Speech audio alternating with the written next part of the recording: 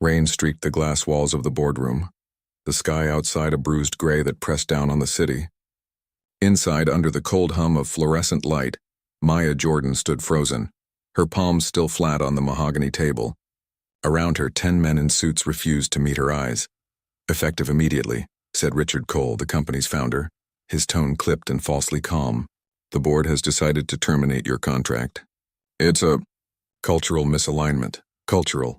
The word sliced deep, sterile, and poisonous. Maya's chest tightened. Her achievements, record-breaking revenue, international partnerships, evaporated in that single euphemism. Her name was already being erased from the screens on the wall, replaced with interim CEO R. Cole. She swallowed. "You're firing me because I don't look like the CEOs in your country club photo." A few of them flinched, eyes darting toward the cameras. Cole smiled, thin, polished, untouchable. "This is business, Maya. Don't make it personal." The rain grew harder, drumming like applause. Security appeared in the doorway, silent, waiting. Her ID badge was still clipped to her blazer. One guard stepped forward. The metal lanyard snapped. Cole leaned back in his chair, voice barely above a whisper. "You should be grateful." "We're keeping it quiet." Maya's throat burned, but her gaze stayed steady. "Then I'll make it loud." The words hung in the sterile air, defiant and final. Lightning flashed. In the flicker of white, she saw every smirk, every closed door, every meeting where her voice was swallowed by polite racism. She walked out into the storm without looking back. Behind her, the boardroom door clicked shut, and somewhere deep inside that building, still echoing, was the sound of something breaking that would never mend. The elevator ride felt endless, humming with the same sterile tune she'd heard 100 times before. Maya Jordan stood at the center, flanked by glass and reflections, her own face multiplied into 100 fragments. Each one looked calm, collected, CEO-like, but the small tremor in her hand betrayed her. At the 47th floor, the doors opened. The receptionist avoided her eyes. That was the first sign. The second was the untouched cup of coffee on her assistant's desk, still steaming, as if someone had poured it but hadn't dared deliver it. "Board meeting," her assistant murmured, voice thin. "They said it's urgent." Inside the boardroom, Richard Cole sat at the head, flanked by directors who suddenly looked like strangers. "Maya, take a seat," Cole said. His tone was professional, rehearsed. She didn't sit. "You could have told me this wasn't about strategy." He smiled the way he did for shareholders, controlled, elegant. "It is about strategy. Long-term cultural alignment." There it was again. Cultural. Maya folded her arms. "You mean I don't blend in at the golf club? Or that I say no too often when your favorites underperform?" A ripple of discomfort moved around the table. Cole leaned back. "We've reviewed the data. The board agrees your leadership style isn't cohesive." "Cohesive," Maya repeated. "You mean confident?" "Maya," said one of the directors, a man who'd once praised her for bringing diversity optics to the company, "let's not make this emotional." Her laugh was low. "Bitter? It already is. Just not for you." Cole's expression didn't change. "You'll receive a severance package. We recommend a quiet exit. No statements. Because my voice scares you?" He leaned forward. "Because noise ruins reputations. And silence builds yours," she said. A long pause filled the room. The sound of the rain against glass grew louder, sharp, insistent. Cole's assistant entered, placed a folder on the table, and left without a word. Maya didn't open it. She turned to the wall of screens behind them. Her face, once featured in the company's Diversity and Leadership campaign, was gone, replaced by a grayscale Arcturon logo. "They couldn't even wait until after the meeting," she said quietly. Cole's voice dropped. "This is your chance to leave with dignity." She looked around the table, memorizing faces, men who had once praised her in public but excluded her in private dinners, who'd copied her strategies and called them team contributions. Her voice was steady. "You don't get to define dignity for me." When she walked out, no one moved. The guard stood by the door, polite, mechanical. Her badge was taken, her access revoked within minutes. In the elevator, her reflection looked different, stripped, emptied but burning inside. As the doors closed, she caught one last glimpse of Cole through the glass, already shaking hands with another man, smiling for a future that didn't include her. Outside, Thunder rolled across the skyline. Her phone buzzed. One new message. So sorry about the news leak. It's trending. Maya stared at it until the screen dimmed. Then she whispered to no one. Good. Let them see. And stepped into the storm. The morning after her firing, Maya woke to silence. Not the kind that calms, but the kind that hangs heavy, like the air after a gunshot. Her phone screen glowed with dozens of missed calls, then went black again. She didn't call anyone back. The news had already moved faster than she could. Arcturon CEO ousted after internal dispute. Sources cite performance misalignment. No mention of the boardroom humiliation. No mention of the years she'd built the company's global expansion from scratch. Just that phrase, performance misalignment, as if competence came with a color code. By noon, her inbox was filled with apologies from people she'd once mentored. Sorry I can't be seen commenting publicly. You were an inspiration.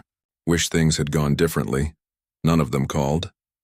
Maya sat at her kitchen counter, coffee growing cold, staring at the city skyline. The same skyline that used to feel like hers. The Arcturon Tower stood in the distance, glass and steel reflecting sunlight like a blade. The silence broke when her mother called. You eating? I'm fine. You don't sound fine. Maya closed her eyes. I just need time. Don't disappear into pride, baby, her mother said softly. The world already tried to make you invisible. Don't help it, the word stung. She said she'd call back later. She didn't. By the third day, she was trending again, but for the wrong reasons. Online commentators called her combative, anonymous. Posts described her as hard to work with. A former colleague was quoted saying she struggled with team harmony. Every coded insult she'd ever heard was now public record. That evening, she went out for groceries. A man in a suit recognized her near the self-checkout.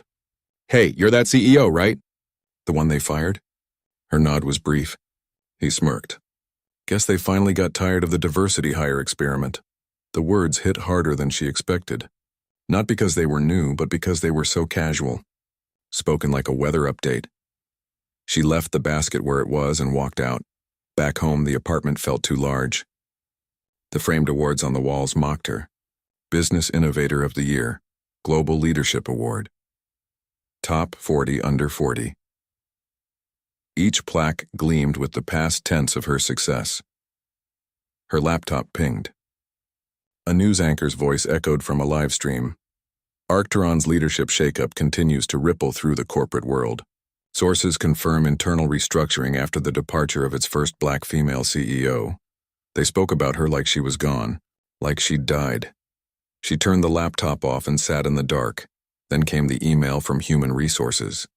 Reminder, please return all company property within 5 business days, 5 days. After 5 years, her laughter cracked into silence. The next morning, she met her former CFO, Luis, at a cafe outside the city. He arrived late, eyes darting. You shouldn't have called me, he said quietly. They're watching everything right now. I don't care, Maya said. I just want to know, how long was this planned? Luis looked down. Months, maybe more. Cole said investors were uncomfortable with your tone. My tone? You challenged them too directly. Maya leaned back. That's what they hired me for. Innovation, disruption, all those buzzwords they like to print on brochures. Luis exhaled. You made them money, Maya, but you also made them nervous. They don't like being reminded who built the house they're standing in. She stared at him. And you? I tried, he said. But I've got a mortgage and 2 kids. I can't fight them. The honesty cut deeper than betrayal. When they parted, she didn't look back. By nightfall, the world kept spinning as if nothing had happened. But inside Maya's apartment, something else had shifted. Her resignation had curdled into something heavier. Resolve. She opened her laptop again, searched Arcturon's stock performance. A sharp dip, minor but visible. She traced it with her cursor like a wound. Then she whispered, "Let's see how deep it goes." Her fingers hovered over the keyboard, hesitation replaced by focus. She began listing names, board members, investors, partners. The people who smiled during photo ops and whispered behind closed doors. Her career had collapsed. But under the rubble, she found something steady, clarity. The system hadn't failed her. It had worked exactly as designed. Now she finally understood the architecture, and she was done playing by its rules. A week after the firing, the city's noise no longer reached her the same way. Maya moved through the streets like a ghost, invisible in a place she once dominated. The Arcturon building still loomed in the skyline, but she no longer looked up. She spent her days in the library instead of the office. Silence and data, those were her new board members. Financial reports, quarterly filings, SEC disclosures, everything public but overlooked. She studied them with surgical focus, searching for fractures behind Arcturon's polished image. Every evening she wrote notes by hand. Debt projections inconsistent. Cash flow masking liabilities. Something hidden behind subsidiaries. It wasn't anger driving her, it was precision. Then one evening, her phone lit up with a name she hadn't seen in years. Elaine Porter. Maya Jordan, the voice said, still crisp, still commanding. You've been quiet too long. Maya allowed herself a small smile. I've been busy, I know. I've been reading. Elaine was her old mentor. Once a VP at another firm, now semi-retired but still feared in corporate circles. She'd been the first woman to tell Maya, never confuse access with acceptance. They met the next day at a quiet restaurant near the harbor. Elaine arrived in a tailored gray suit, her silver hair sharp against the navy skyline. So, Elaine said, leaning forward, they finally pushed you out. Finally, Maya echoed, stirring her tea. You make it sound like it was inevitable. It was, Elaine said. For them. You climbed too fast. You reminded them what they pretend isn't possible. Maya didn't respond. Elaine slid a tablet across the table. You've seen the numbers? Arcturon's bleeding cash under that acquisition in Singapore. They're hiding it through restructuring. Elaine nodded. Good, you still see what others miss. Use that, Maya frowned. For what? To what end? To rebuild, Elaine said simply. You think they're the only ones with capital and connections? There are funds waiting for someone like you, someone who understands the game from the inside. Maya hesitated. You're talking about revenge. I'm talking about leverage, Elaine replied. They took your position. Take their foundation. Silence stretched between them. Outside waves hit the docks with slow rhythm like a ticking clock. Maya looked out the window. You think I can pull that off? Elaine smiled. I think you already have. You just don't know it yet. That night, Maya returned home and opened her laptop again. She started connecting dots, investment firms, silent partners, market vulnerabilities. Names became patterns. Patterns became strategy. By 2 a.m., her apartment floor was covered in sticky notes and documents. She stood in the middle of it all, barefoot, the chaos strangely soothing. For the first time in weeks, she wasn't thinking about what she'd lost. She was thinking about what was possible. Her phone buzzed again, another article about Arcturon's restructuring. She read every line carefully. A small note near the bottom caught her attention. Projected Q3 losses exceeding forecasted margins due to leadership transition. She smiled. The facade was cracking. The next morning, she emailed 3 people, each one a contact from her past, a financial analyst, a venture capitalist, and a journalist. Each email was short. Let's talk. Something's coming. Within days, she was in motion again. She met the analyst first, Raj, a quiet man who'd once been her most reliable data strategist before being laid off in a budget reduction. Still keeping the numbers clean for dirty people? She teased, he chuckled bitterly. Still pretending spreadsheets fix racism? They exchanged a look of shared fatigue and shared understanding. I need access, Maya said. Arcturon's shadow assets, shell companies, hidden liabilities. Anything that's public but buried. Raj hesitated. You're planning something big. I'm planning something true, she said. He nodded slowly. Then I'm in. Her second meeting was with a venture capitalist named Adrian Lee, known for funding underrepresented founders. Adrian listened without interrupting as Maya laid out her early findings. You're saying you could collapse Arcturon if this data goes public? Adrian asked. Maya met her gaze. I'm saying I could own them before it does. Adrian leaned back. Ambitious, dangerous. Everything worth doing is both. Adrian smiled. Send me your plan. By the end of the week, Maya had one again. A purpose, but it wasn't vengeance that fueled her, it was vindication. She didn't want to destroy them for firing her. She wanted to expose what they were so no one else like her would have to survive it. As the city lights flickered through her window, she whispered to herself, "They built this empire on exclusion. Let's see how it stands without it." The rain began again, steady, unrelenting, and for the first time since that boardroom humiliation, Maya smiled. Not from triumph, but from clarity. The spark had caught. Maya's days began before dawn. Her apartment had turned into a war room. Spreadsheets on one screen, emails on another, maps of corporate ownership taped across the walls. The faint hum of her laptop filled the silence. Every keystroke was a step toward something no one expected. Control. She no longer worked alone. By now, the circle had grown. Raj handling data, Adrian managing investors, and Elaine connecting her to quiet allies who operated in boardrooms where she was once unwelcome. They called themselves the Network, a small, invisible coalition of executives, analysts, and lawyers who'd all been burned by the same polite cruelty. Their meetings happened in shadows, encrypted calls, anonymous emails, late-night cafes where everyone spoke in half-sentences in code. "Arcturon's exposure is deeper than we thought," Raj said one night, his voice low through the speaker. "They've been masking operating losses through an overseas holding company." "If the media gets this—" "Not yet," Maya interrupted. "We don't expose them. Not until we can buy them." Adrian's tone was cautious. "You're talking about a full acquisition. We're talking hundreds of millions." Maya looked at her notes. "We don't need hundreds. Just the right leverage. They're already sinking. We wait until the valuation drops far enough, then move." Elaine's voice came through next. "And when you own it, what then?" Maya hesitated. "Then we rebuild it. From the inside. This time without gatekeepers." Silence followed. Then Elaine said softly, "You're thinking bigger than revenge." "Good." Over the next few weeks, Maya traveled constantly. Quiet meetings, unpublicized events, discreet handshakes. Her name never appeared on any contract. She used intermediaries, shell entities, and new holding firms that masked her involvement. Her confidence returned, sharpened now into something surgical, but every success carried a quiet weight.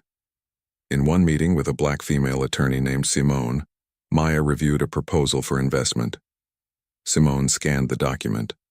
"You're asking me to sign off on a deal where my name fronts the investment firm?" Maya nodded. "It protects me, but you'll benefit too." Simone studied her.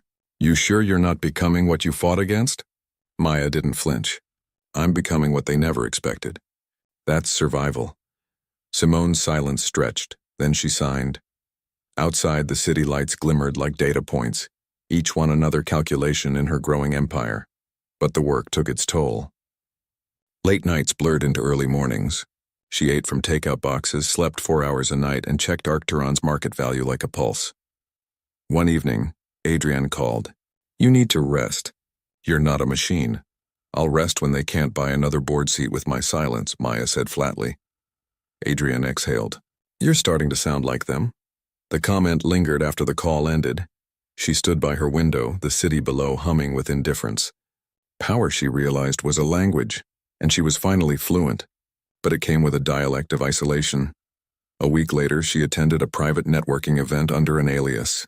The ballroom glowed gold and glass, filled with people who used words like synergy and alignment as currency. She moved through them easily, unnoticed, until she overheard 2 executives discussing Arcturon's new leadership. "Cole's desperate," one said. "He's trying to raise liquidity. Something's off in their Asia portfolio." Her pulse quickened. That night, she called Raj. "Start tracing their overseas accounts. Find out who's buying their debt." 2 days later, he called back. "You won't believe this. Cole's been trying to sell off portions of Arcturon to a private equity group in Singapore. They're covering insolvency." Maya smiled. "Perfect. That means panic." Raj hesitated. "Maya, what's your endgame here?" "Because I need to know if I'm helping you rebuild or destroy." She paused. "Both. Destruction's just the first half of creation." His silence was reluctant agreement. As the network expanded, so did her reputation. Quietly, under aliases and intermediaries. Some called her the phantom investor, others the whisper in the boardroom. No one knew her face. Then one evening, Elaine called with a single sentence that changed everything. They're looking for a bailout investor. Maya's eyes narrowed. Arcturon? Yes, Cole's losing control. Maya felt her heartbeat in her fingertips. Then it's time, she said. Time for what? To make the offer. She hung up and stared at the map on her wall, the web of lines and connections, every name and number she'd collected. It looked less like strategy now, and more like prophecy. The network she built from exclusion had become her new foundation, and Arcturon was about to stand on it, without knowing who built it. The data came in fragments. Encrypted files, anonymous tips, untraceable attachments. But when Maya pieced them together, the pattern was undeniable. Arcturon wasn't just struggling, it was rotting from the inside. Raj's voice crackled over the call, low and tense. You were right. They've been inflating quarterly earnings for over a year, shifting losses through subsidiaries in Hong Kong and Dubai. It's all technically legal, but just barely. Maya scrolled through the spreadsheets. Show me the internal memos, he sent them. Lines of coded language filled her screen. Words like performance profile variance and adjusted team cultural metrics. Corporate camouflage for bias. Maya's voice went cold. These aren't just financial manipulations. These are discrimination reports buried under compliance jargon. Raj sighed. Hundreds of them. They call them cultural misalignment incidents. Sound familiar? Her chest tightened. That's the phrase they used to fire me. Exactly. You weren't the first. Just the most visible. Maya stood pacing. We need proof that Cole knew. Raj hesitated. That's dangerous. So is silence, she said. He didn't argue. Over the next few days, Maya buried herself in digital archives. She accessed old Arcturon intranet files, policies, training documents, internal surveys. Everything designed to look inclusive. Every sentence engineered to deflect responsibility. She'd written some of them herself back when she believed corporate diversity reports meant progress. Now she saw what they really were. Insulation. At 2 a.m., she found it, a confidential board memo dated 6 months before her dismissal. Leadership optics have improved under Jordan, but extended tenure risks alienating legacy investors uncomfortable with demographic overcorrection. Recommend transition to a culturally cohesive candidate before Q3. The words blurred, she whispered. They planned it. Her phone buzzed. A message from Adrian. Need update. Media sniffing around Arcturon's books. You ready to move? Maya replied, not yet. We're going to make them tell the story themselves. 2 days later, she sat across from Elaine again, this time in a dim bar, not a restaurant. The air smelled of whiskey and expensive secrets. Elaine leaned in. You have something? Maya slid her tablet across the table. Everything. Elaine scanned the memo. Jesus, they weaponized diversity, Maya said quietly. Used it for branding, not change. And when it started costing them comfort, they erased me. Elaine set the tablet down. So what's your move? Expose them. But not publicly. Not yet. Elaine raised an eyebrow. You want leverage? Maya nodded. If I drop this too early, they'll bury it under legal jargon. I need Cole desperate enough to sell, but not smart enough to know why. Elaine smiled faintly. Ruthless. You've learned. Maya looked away. I've remembered. Later that week, Maya met with Adrienne and Simone in a rented office. Neutral space, blinds drawn. Stacks of documents lay between them. Adrienne gestured to the pile. This could take them down completely. That's not enough, Maya said. I want to buy them first. I want the company to crumble inside my hands. Simone frowned. You're walking a moral tightrope. Maya met her gaze. So did they. Except they called it business. Simone looked down. You think justice means owning what hurt you? No, Maya said. Justice means rewriting the rules so it can't happen again. Adrienne nodded slowly. Then we do it your way. They signed the paperwork that night, quiet, sealed, anonymous. The network was now a legal consortium, with Maya's name nowhere visible. Meanwhile, the media storm around Arcturon grew. A whistleblower hinted at internal misconduct, and journalists began asking questions. Cole dismissed it all as internet noise, but investors were pulling out. Stock value dropped another 12%. Maya watched the fall from her apartment window, a mug of coffee in her hands. She turned to Raj on the video call. Cole's in survival mode. He'll take a buyout soon. Raj nodded. But you'll need to reveal yourself at some point. The deal won't close through intermediaries forever. Maya's expression hardened. When the papers are signed, I'll let him know exactly who saved him. Raj smiled grimly. You're terrifying, you know that? Good, she said. They never listened when I was reasonable. But the deeper she dug, the darker it got. Hidden in the files was something worse than fraud. Internal emails between executives mocking minority employees, joking about quota hires and optics management. Her name was in several threads. She felt sick reading them.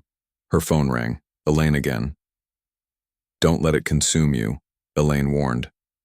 You're dealing with people who never saw you as human. Don't become them. I'm not, Maya said quietly, but I'm going to make them face what they built. That night she drafted an anonymous report, complete with documents, screenshots, and audit summaries. She sent it not to the press but to the Department of Financial Ethics and the Equal Opportunity Commission. No one would know her name. Not yet. Within 48 hours, Arcturon's internal auditors were summoned. Cole held an emergency press briefing, assuring investors there was no misconduct. But his eyes on camera, nervous, darting, told another story. Maya watched the broadcast on mute. When the reporter asked about the cultural misalignment phrase in company memos, Cole stuttered. Maya smiled. The cracks were visible now. The world had seen them. She sent one final message to Raj. Stage 2 begins when the valuation drops below 50 million. He replied, already happening. She exhaled, closed her laptop and whispered to herself, let the truth do its work. Outside, the city lights flickered under rain again. The storm she'd started was spreading, quiet, relentless, unstoppable, and at the center of it, she stood no longer a casualty of injustice, but its architect's undoing. The news broke on a Tuesday morning. Arcturon stock plummets after investigation notice. Leadership denies wrongdoing. To the public, it looked like another corporate scandal. To Maya, it was blood in the water. Raj called first. The valuation's down 40% in 3 days. Investors are fleeing. Good, she said. Let it bleed, he hesitated. Cole's desperate. Rumor is he's looking for a private equity rescue.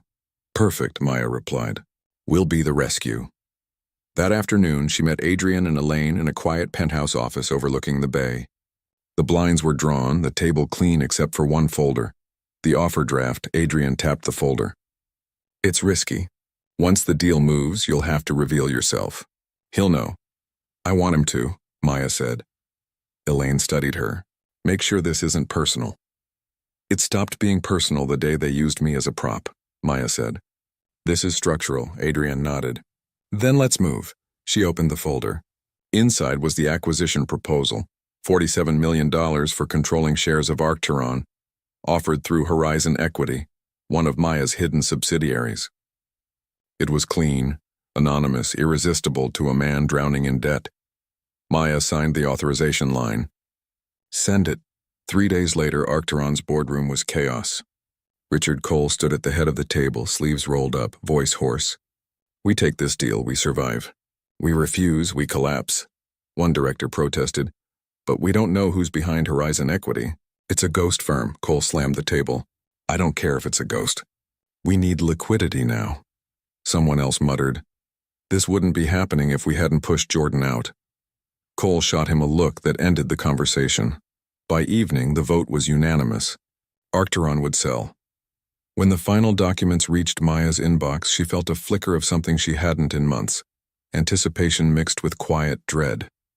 This was the moment her plan stopped being theory and became irreversible. Once you sign this, Adrian said over the call, you'll own them. Maya stared at the digital contract.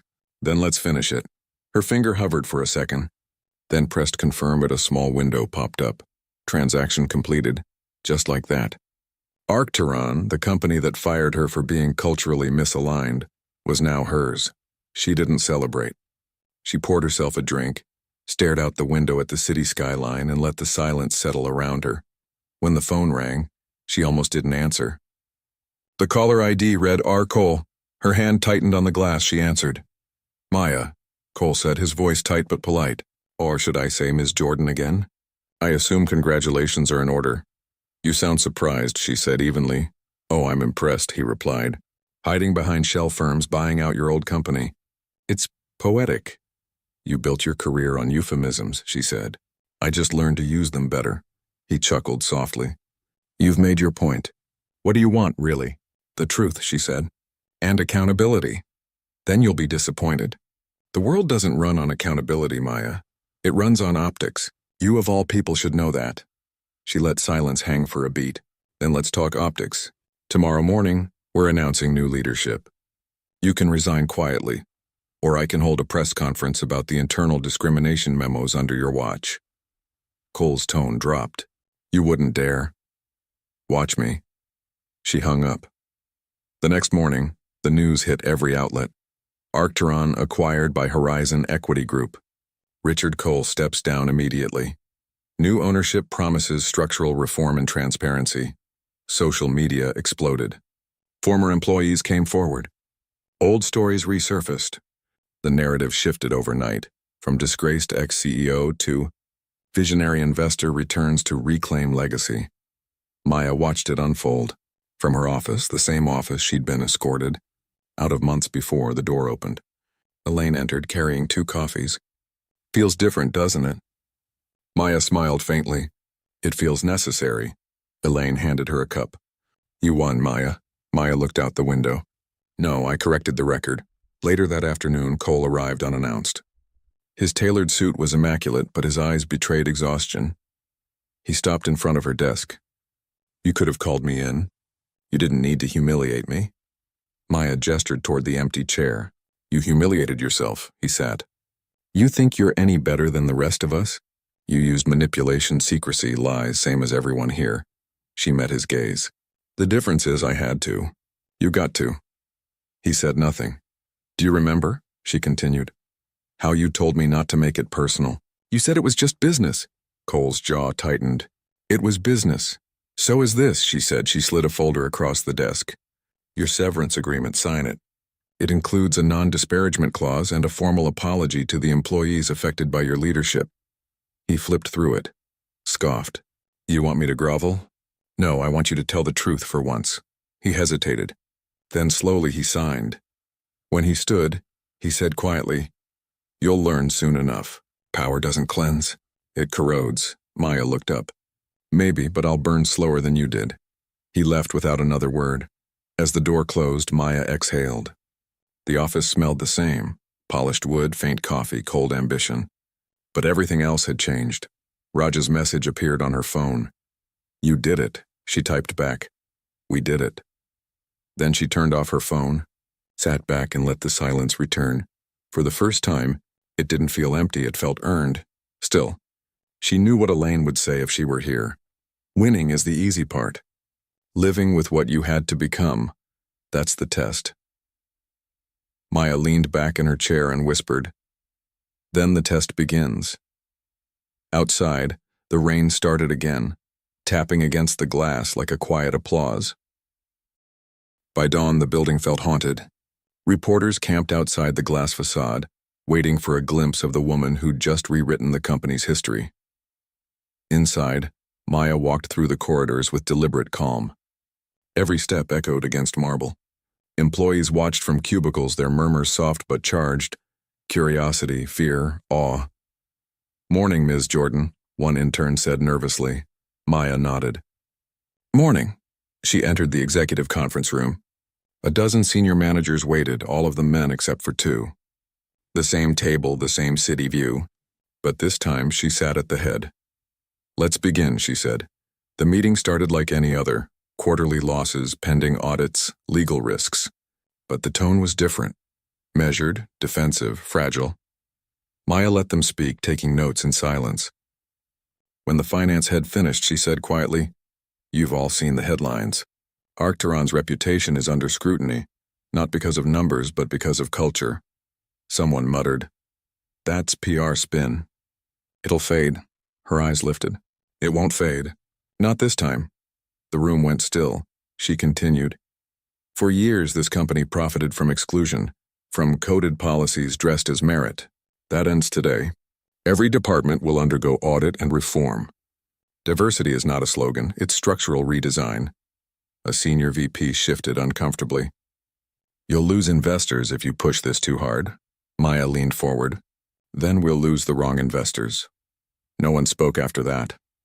When the meeting ended, she walked alone to her office. Rain streaked the windows again, the city blurred in gray light. Elaine entered quietly.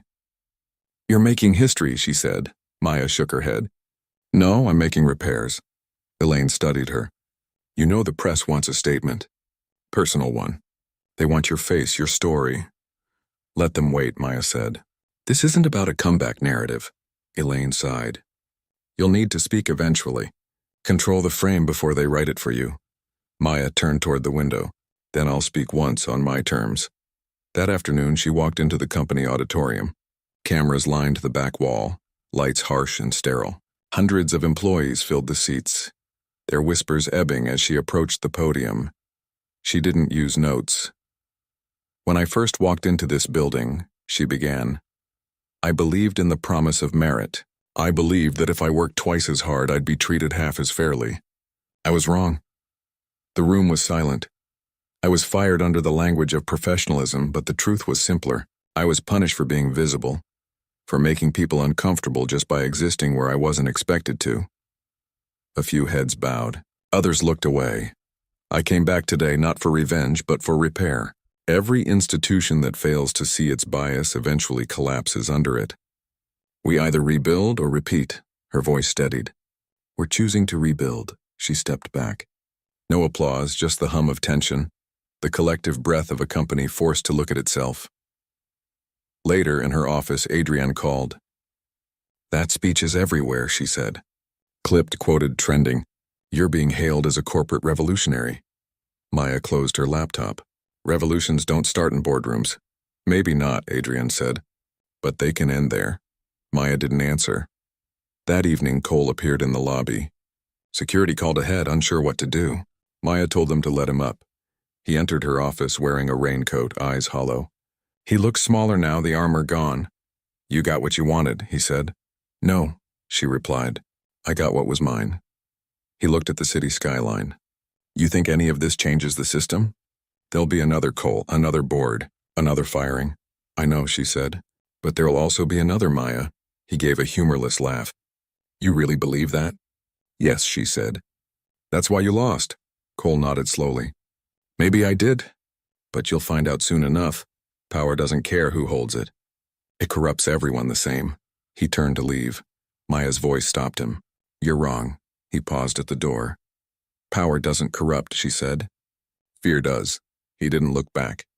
The door shut behind him with a soft click. The next morning, headlines declared Black CEO takes over former employer. Promises structural change and historic move editorials debated whether she was a hero or a disruptor. Investors wavered, unions rallied, think tanks weighed in. The city buzzed with her name. But Maya didn't read the articles. She spent the morning walking through the lower floors talking to employees, not as a symbol but as a leader rebuilding trust. A janitor stopped her in the hallway. "Ma'am," he said quietly, "I remember that day they escorted you out. People saw. We just didn't know what to say." Maya met his eyes. "You don't owe me silence anymore." He nodded, a small, grateful smile breaking through. She walked on. By dusk, the office lights dimmed. Rain glimmered against the glass, the city's pulse steady and distant. She sat alone at her desk, hands folded, exhaustion settling like gravity. The phone buzzed. An email from Adrienne. "We did it," Maya typed back. "We're not done." She stared at the send button for a long moment, then pressed it. Outside, thunder rolled, soft, uncertain, like the sound of something vast shifting. Maya leaned back, whispering to the empty room. "They took everything once. I took it back. Now I build something they can't erase." The rain fell harder, washing the city in silver streaks. For the first time, she didn't feel like she was fighting gravity. She was gravity, and she wasn't falling anymore. Weeks passed. The scandal cooled, but the shadows remained. Every newspaper headline, every podcast mention, carried her name like a question. Maya Jordan, revolutionary or revenge artist. In public, she was composed. In private, she barely slept. The silence of power was heavier than its noise. She spent her mornings in meetings, legal teams, auditors, ethics consultants. Every document, every memo, another reminder that justice was a process, not a punchline. Reform came slow. Resistance came faster. You're alienating the old guard, Adrienne warned during a late call. I'm not here to comfort them, Maya said. Adrienne hesitated. Then you'd better prepare for how they'll come for you next. That prediction arrived 2 weeks later. An anonymous email leaked to a journalist. Horizon Equity's acquisition of Arcturon was a personal vendetta, disguised as reform. Within hours, talk shows and news cycles turned. Conflict of interest, they said. Weaponized justice, Maya faced the cameras. Yes, I acquired my former employer. Yes, I was fired. But what I've done since is policy, not payback. Those who confused the two never understood the problem. The clip went viral. Praise and backlash intertwined until they sounded the same. That night, she drove to the old neighborhood where she grew up. Row houses and flickering streetlights, the scent of rain and hot asphalt. She parked in front of her mother's home and sat in the car for a long time before going inside. Her mother was in the kitchen, humming softly, stirring stew. Maya, she said without turning. You look tired. Maya managed a small smile. You always say that. Her mother set down the spoon and faced her. Because it's always true. What's weighing you now? Maya hesitated. They're calling it revenge. Is it? She didn't answer. Her mother's voice softened. You fought for truth. That's never revenge. But truth demands payment. What kind? The kind that costs you peace. Maya looked down. Then maybe peace was never the point. Her mother nodded. Then make sure purpose is. The next morning, Maya returned to the office. Reporters had moved on to another scandal, another distraction. Elaine waited with a folder. You should see this. Internal survey results after your reforms. Maya flipped through. Lines of data, percentages of satisfaction, retention, trust. For the first time, positive trends. People are staying, Elaine said, because they believe in what's next. Maya nodded slowly. Then it's working. Elaine looked at her. Is it? You don't seem relieved. I didn't do this to feel better, Maya said. I did it to make sure it happens again, for the right reasons, with someone else leading. Elaine's brow furrowed. You're thinking of stepping down? Maya didn't answer. By sunset, she stood again in the boardroom. The skyline burned orange and gold, reflected in the glass like a promise and a warning. She gathered the board members, the new ones, diverse and wary but willing. I built this company twice, she began, once under their rules, once under mine. The second time worked, someone asked, and now? Now I step back. The system needs continuity, not dependency. A silence stretched. Then a younger executive said, You're the reason this place stands. People trust you. Maya gave a faint, tired smile. Then I've done my job. She placed a single envelope on the table, her resignation. That night she walked out of the building alone. No cameras, no applause. Just the soft hiss of city rain and the low hum of traffic. Raj called as she crossed the street. So it's done? It's done, she said. You could have stayed. Led the next decade. I wasn't meant to stay forever, he paused. So what now? She looked up at the skyline. Something quieter. Something clean. He chuckled softly. You don't do quiet, then I'll learn. A week later, she sat by the ocean. The wind sharp, the water dark and endless. Her laptop was open, cursor blinking on a blank page titled Next Project. She typed slowly. Equity isn't a slogan. It's architecture. And every building starts with demolition. She saved the line, closed the laptop, and watched the horizon swallow the sun. Her phone buzzed again. Messages, headlines, meeting invites. She ignored them. For once, she didn't have to fight for a seat. She'd built the table, and now she could walk away from it. In the distance, the city lights shimmered like a reflection of everything she'd survived. Harsh, brilliant, unrelenting, she whispered into the wind, almost to herself. They'll tell the story their way, but I know how it really happened. A pause. They tried to erase me. I became the ink. The tide rose higher, washing over her footprints until there was no trace left. Maya Jordan stood there alone but unbroken, watching the world she'd rewritten fade into night. And for the first time in years, the quiet didn't sound like loss. It sounded like freedom. A year passed. Arcturon was unrecognizable, transparent policies, diverse leadership, public trust rebounding. Articles called it a model of modern reform. Consultants wrote case studies. Universities taught it as transformation, and yet for Maya every headline felt distant. abstract like someone else's victory. She had moved to a quieter city, a minimalist apartment overlooking the sea. Her days were stripped of noise, morning walks, black coffee, silence. But silence had a way of turning into interrogation. Sometimes she caught herself staring at the window's reflection, not the ocean, but her own face searching for what she'd lost between power and principle. She'd won, but victory had no warmth. One evening, Adrienne visited. No assistant, no entourage, just two old colleagues in comfortable clothes sitting across from each other in the kitchen. Adrienne sipped her tea. "You disappeared," she said. "I stepped back," Maya replied. Adrienne smiled faintly. "That's what people say when they're running from something." Maya didn't argue. Adrienne leaned forward. "You know, the world's still using your name. The Jordan model, training modules, policy frameworks. You built something lasting." Maya looked out at the horizon. "I built something necessary." "That's different," Adrienne studied her. "You don't sound proud." "Pride is what broke them," Maya said. "I don't want it." Later they walked along the shoreline. The air smelled of salt and cold iron. Adrienne said, "You ever think about going back? Maybe not to Arcturon, but something else. Consulting, advocacy." "No," Adrienne stopped. "You're just going to vanish?" "I've been visible long enough," Maya said. "Visibility cost me everything that made me human. I want anonymity now." Adrienne was quiet for a long time before saying, "Maybe that's what real freedom looks like." Maya didn't answer. The waves spoke for her. Months later, a letter arrived, an embossed envelope bearing the Arcturon seal. Inside, an invitation. Annual Corporate Ethics Summit. Honoring Maya Jordan for transformative leadership. She almost threw it away. But something made her pause. That night, she found herself rereading the old memos, those coded phrases that once justified her firing. Cultural misalignment. Tone management. Optics concern. She remembered how each line had cut deeper than any insult could. Now, those same words were outlawed under the new corporate policy she'd written. The irony was perfect. The circle complete. She booked a flight. The summit was held in the same hotel where, years ago, she'd been escorted out of an executive dinner for breaching protocol. When she entered the ballroom this time, cameras turned toward her like flowers seeking light. Applause rose. "Maya Jordan," the host announced, "the woman who turned loss into legacy."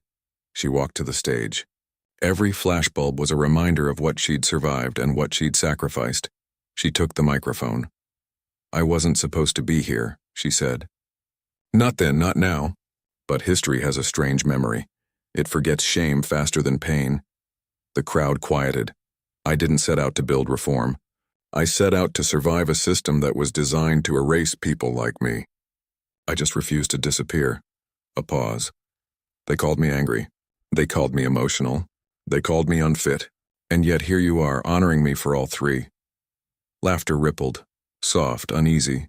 She continued, "If you take anything from this story, let it be this. Justice isn't a brand. It's maintenance. And it never ends," applause thundered. But she didn't smile. She stepped down, left the trophy on the podium, and walked out through the same door she'd once exited in humiliation. Outside, night air met her like an old friend. She found herself by the hotel's reflecting pool, still in her gown, shoes in hand. The water shimmered with city lights, clean, distorted, infinite. Her reflection stared back, rippling with each gust of wind. For a moment she saw not the CEO, not the reformer, just the woman who once believed silence was safety. She whispered to her reflection, "You came back." And her reflection, caught in the ripple, almost seemed to answer, "You never left." Later in her hotel room, she stood by the window and called her mother. "Did you see it?" Maya asked. Her mother chuckled softly. "They played it on the news 3 times. You looked strong." "I felt something. I don't know what to call it." "Peace," her mother said.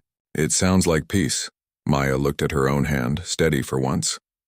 "Maybe," her mother's voice softened. "You can rest now, Maya. You proved the truth." Maya nodded, though her mother couldn't see it.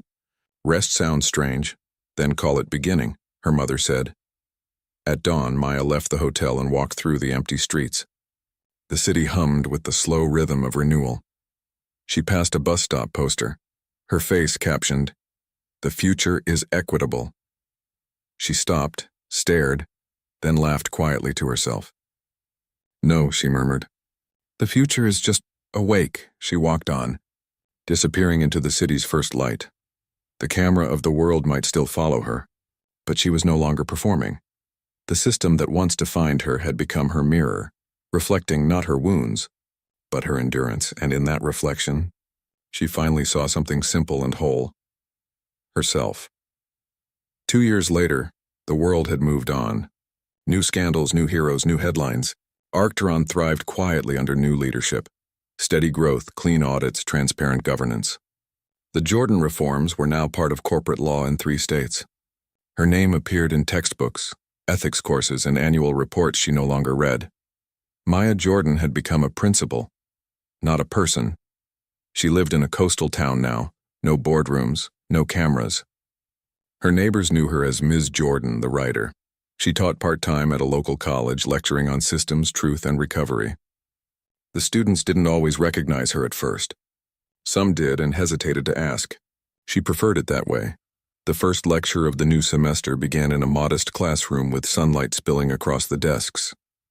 "Power isn't evil," she told them. "It's indifferent. It bends to whoever holds it, and it magnifies what's already there. If you don't build yourself before you build systems, you'll only reproduce what broke you." A student raised her hand. "So what's the point of fighting it then?" Maya smiled faintly. "To remember that power isn't permanent. But the damage it leaves can be unless someone repairs it." The room was silent. Pen scratched. The words hung like smoke. After class, she walked along the coastal path. The wind was sharp, carrying salt and faint gull cries. She thought about the boardrooms, the confrontation, the rain. Sometimes it felt like a film she'd watched too many times to feel anything. Other times it hit like it had just happened. Her phone buzzed. A message from Elaine. "The foundation's ready." "We named it after you," Maya typed back. "Don't. Call it what it is." A pause, then another message. "Then what do we call it?" Maya stared at the sea for a long moment, the water relentless and endless. She wrote, "Call it Continuum." She put the phone away. That evening, she returned home and opened the box she kept tucked under the bed. Inside were relics: the old ID badge from Arcturon, the termination letter, the pen Cole had given her once during a corporate retreat, engraved with the company's logo. She turned the pen in her hand. The logo had worn off with time. She uncapped it, testing the ink. It still wrote. She smiled faintly. "Still working," she murmured. Even after everything. The words she'd once written under Arcturon's banner had been used to silence her. Now words were all she had left, and they were hers again. Weeks later, she stood before a small crowd at the Foundation's launch. No stage, no press, no applause. Just students, teachers, workers, and survivors of systemic bias. Maya stepped up to the microphone. "This foundation isn't about justice after the fact," she said. "It's about prevention before the wound. Systems can't feel, but people can. And people make systems, so we train the people." A young man asked from the audience, "You don't want credit for what you built?" She shook her head. "Credit is currency for the insecure. Legacy is the quiet proof that you existed for more than yourself." The audience murmured, nodding. Someone started clapping softly. Maya stepped down. Later that night, she sat alone by the water, notebook open, pen moving without hesitation. Justice is maintenance. Leadership is repair. And healing isn't a destination, it's a practice. She stopped, listening to the sound of waves colliding with stone. The wind carried voices from the event behind her. Laughter, conversation, possibility. She closed the notebook. Back in her apartment, she found a package waiting on the doorstep. No return address. Inside was a photograph, her first executive portrait from Arcturon, framed beside the headline announcing her return as owner. A small note was attached in Cole's handwriting. "You were right. Fear corrupts faster than power. Congratulations." She stared at the note for a long time. Then quietly she burned it over the sink. The ashes curled, gray and weightless. The next morning she returned to campus. The ocean mist hung low, the horizon blurred. Students gathered near the fountain, laughing, debating. She watched them, diverse, loud, alive. Elaine approached from behind. You ever think about how far it's come? Maya smiled slightly. No. I think about how far it still has to go. Elaine nodded. And you? Where do you go next? Forward, Maya said simply. She started walking toward the lecture hall, sunlight breaking through the clouds in pale gold shards. Behind her, the sound of the waves mingled with laughter, footsteps, and the distant hum of the city she'd once fought to reclaim. In the end, her story wasn't about revenge or even redemption. It was about reclamation. The quiet kind, the kind that leaves behind no applause, just structure. The world would keep spinning. The names would change. The injustices would evolve. But somewhere within it, a trace of her remained, not a monument, but a method, and that was enough. Maya Jordan didn't need the world to remember her face. She needed it to remember her framework. The tide rose higher, glinting in the sun, erasing footprints and starting again. The horizon stretched wide and bright, unfinished, unending. She walked toward it without looking back.